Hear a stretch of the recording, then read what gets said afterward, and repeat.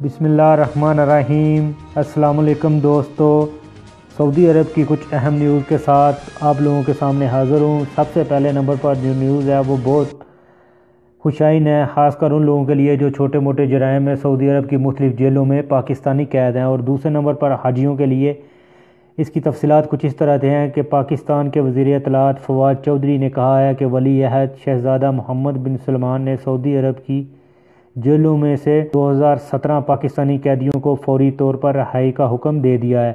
فواد چودھری نے ٹویٹر پر بیان میں کہا کہ وزیر اعظم نے قیدیوں کی رہائی کے لیے درخواست کی تھی۔ واضح رہے کہ گزشتہ روز وزیر اعظم عمران خان نے وزیر اعظم ہاؤس میں دیے گئے عشائیے سے خطاب کے دوران پاکستانی حاجیوں کو پاکستان میں امیگریشن کی سہولت دینے اور سعودی عرب میں معمولی جرائم میں قید 3000 پاکستانیوں کی رہائی کی درخواست کی تھی۔ عمران خان نے کہا کہ سعودی عرب میں 25 لاکھ پاکستانی ملازمت کرتے ہیں اور کچھ وہاں جیلوں میں ہیں۔ برائے مہربانی ان کے حوالے سے نرمی کی جائے۔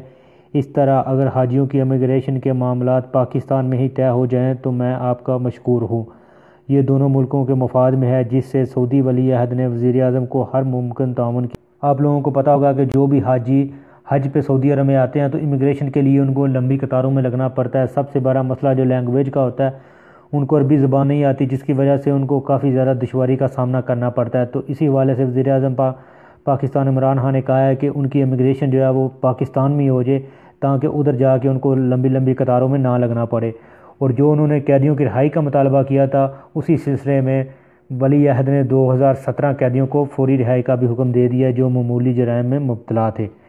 اس کے بعد ہے جازان ریجن میں الارضہ کمیشنری کی پولیس نے اپنے ایک اہلکار کو 6 سرکاری گاڑیوں میں توڑ پھوڑ مچانے پر گرفتار کر لیا۔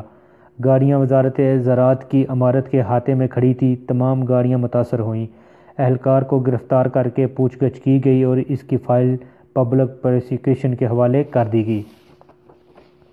اس کے بعد جدہ سے خبر ہے۔ جدہ کے کنگ عبدالعزیز انٹرنیشنل ایئرپورٹ کے ڈائریکٹر عصام نوری نے سعودی اور غیر ملکی تمام فضائی کمپنیوں کو حکم دیا ہے کہ مسافروں کو اعلیٰ درجے کی منفرد خدمات فراہم کریں۔ ٹرانسپورٹ سروس کے ٹھیکیداروں کو بھی اس کی تاکید کی گئی ہے۔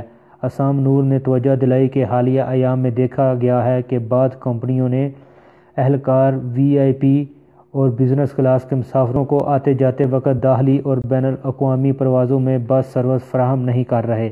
ایئرپورٹ حکام کو اس وقت شرمندگی کا سامنا کرنا پڑتا ہے جب اس قسم کے مسافروں کو شایانِ شان طریقے سے مسافر حال سے طیارے تک لے جانے اور طیارے سے مسافر حال تک لانے کا معقول بندوبست نہیں ہوتا۔ ایئرپورٹ انتظامیہ نے انتباہ دیا ہے کہ مطلوبہ انتظامات تیزی سے انجام نہ دینے پر کارروائی ہوگی۔ تو دوستو، یہ تھی آج کی ویڈیو۔ امید ہے آپ لوگوں کو پسند آئی ہوگی۔ ویڈیو کو لائک اور شیئر ضرور کریں تاکہ